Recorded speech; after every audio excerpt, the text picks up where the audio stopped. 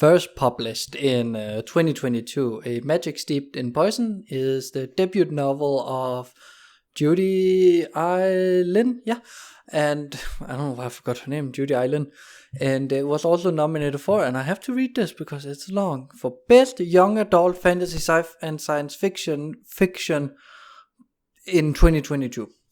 And thinking about that it's a debut novel, that's pretty darn insane. Like, ooh, that's good job, man. Like, woman, sorry, person, character. So the book takes heavily influence from Chinese mythology and tradition, especially putting the magic system around tea, and it also features a lot of mythology from Chinese with the gods and how different gods have different roles and all that, which is super interesting to read about when you know nothing about it. And so let's talk about the cover quickly. So the cover is done by, I think it's Si Jia Hong. I'm sorry if I butchered that name. And it's beautiful. It's absolutely. I'm gonna stand here, and hopefully the cover is gonna be here if I'm not an idiot. And the cover is beautiful. Like the color composition, there's so much going on, but it doesn't feel crowded, and that's insane to me, because I'm not a huge fan of the big crowded covers, and I'm not a fan of just having a character in the front of your cover. But this cover, it does it really, really well. It really works for me. And what's wild is there's so many colors, so many things going on, but Ning on the cover here, and the title is never lost. It might be difficult to see on the picture or the book here that I'm holding. I'm not sure what's gonna happen yet. Hopefully I wasn't a bad editor and I actually put the picture here. But as you can see, nothing is lost, and huge prop to Si Jia Hong for that. Let's get to section 1. Alright, let's start with a quick little synopsis. So Ning is from a small village where her now dead mom taught her about tea brewing and magic, and at some point she makes a mistake and poisons her sister, who is now bedridden and can die at any moment. The princess then sends a call out to all of these tea brewer magic people called Shenong Shi or Shenong Tu, depending on if they're masters or students, and she wants the students so that she can find out who can be her personal Shenong Shi. And so Ning goes to the capital where she meets Bo, and almost right away feels a connection to him. And at the palace she has to do the first trial, which is to brew a tea that complements a local dish. Her trial is interrupted by an assassin who tries to kill the princess, but that is spoiled by Bo, or Kang as we later learn he's called.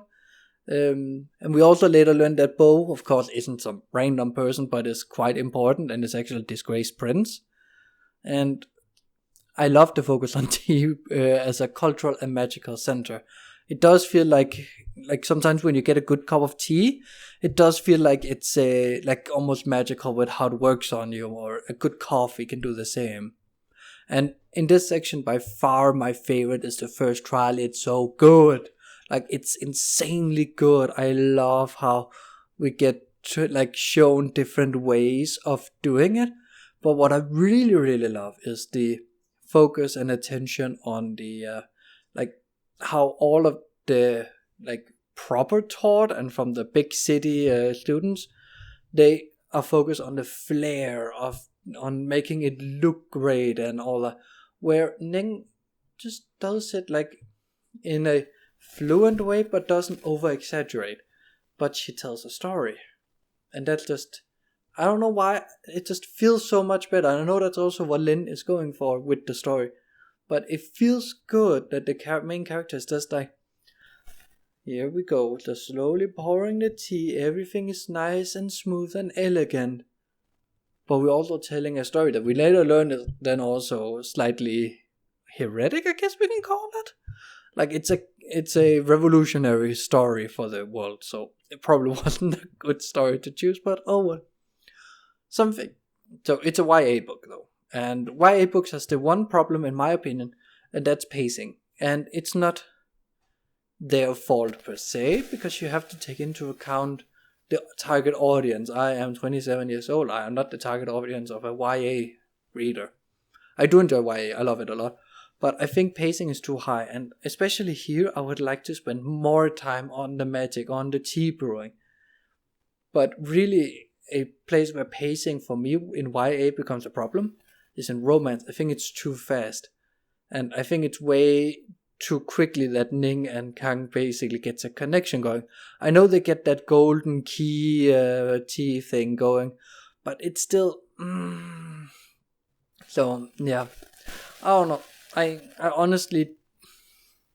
I think it was a little too high-paced, fast-paced for me, but it's also like it wasn't that big of a deal, because the best part of the book was like slowed nicely down.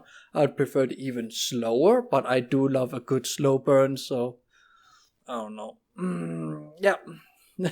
I don't know. I think it's good so far. It's really, really good, and I'm excited to read the rest of the book. So let's get to section 2. I ended up reading a bit more than I planned, so yeah.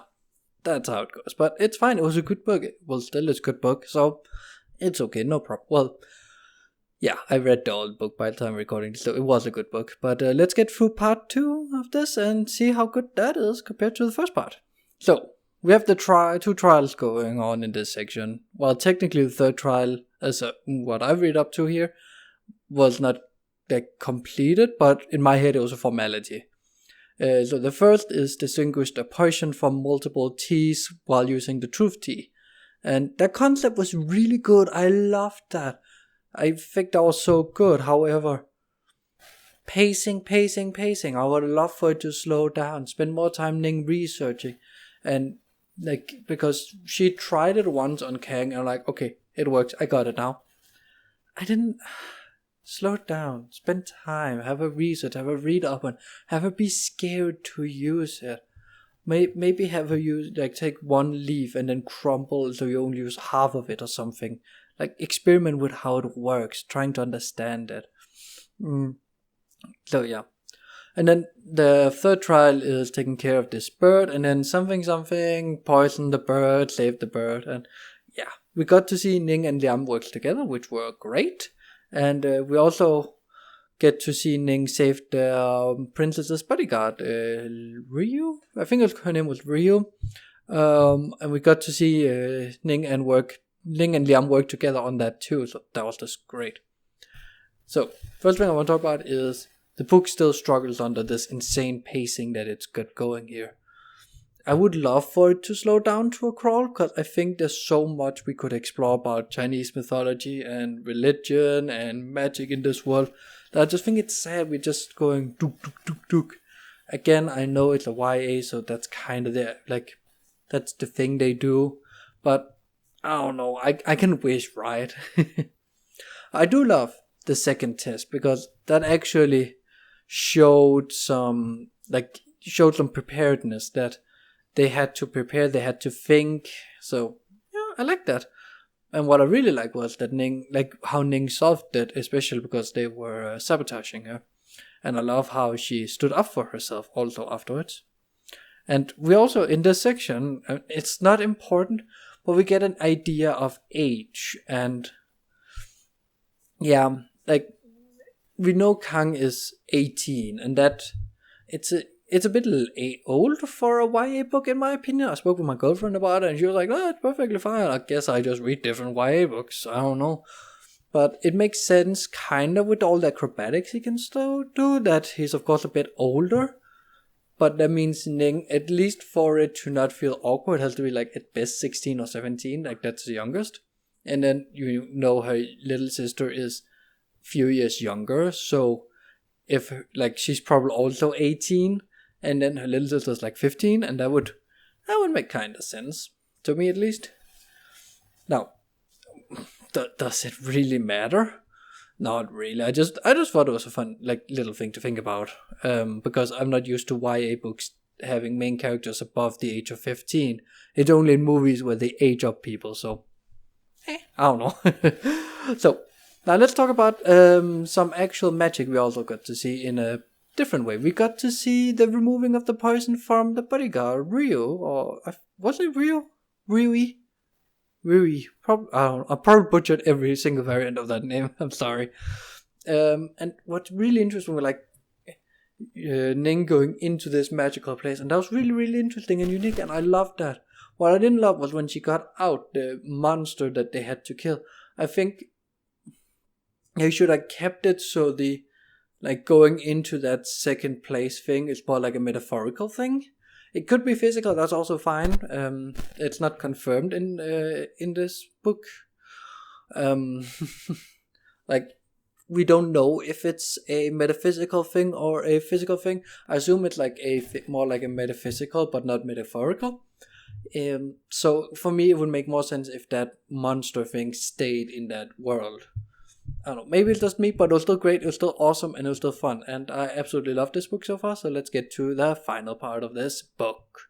So, the last section I read too much. In this section I forgot to write down notes. We're just gonna take it straight from the hip, and we're winging it here.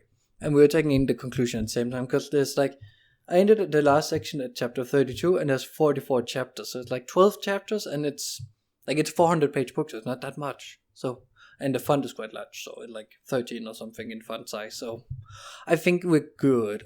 So it's fine not getting a synopsis. But let's talk about some things that I do like. I do like the entire takeover of the castle. I love that part, and I love the chaos that ensues, and how Ning is trying to prove herself and get out of there. My favorite scene was probably when she was prisoned and the pacing slowed down when she was talking to Wenyu, one of the other Shillong too, and about how where he's from and what's going on, and promising him that she will bring that letter and tell his family what happened. That was such an emotional scene, and it hit home, and it worked. It was great, and I enjoyed it, and I want more like that because it was fun. God damn it! I need to read the second. Good thing though, it's right here. That's gonna be the next one though, so be prepared for that. So yeah. So yeah, basically, I think the ending of the book were really, really good. I think it pulled together a lot of things. It might, again, working with pacing. The pacing was a little too high. I think I'm sounding like a broken record here. Other than that, the book is really good, and I think you should read it. I think it's an interesting look at Chinese mythology. I think it's an interesting, unique taste on magic. It's a taste on character motivations and understanding the world and finding your place. I think it's really, really good. So yeah, I really got no more to say. If you like this review, leave a like and a subscribe. Next time we're doing a Venom Dark and Sweet, which is the second book in this duology. Bye.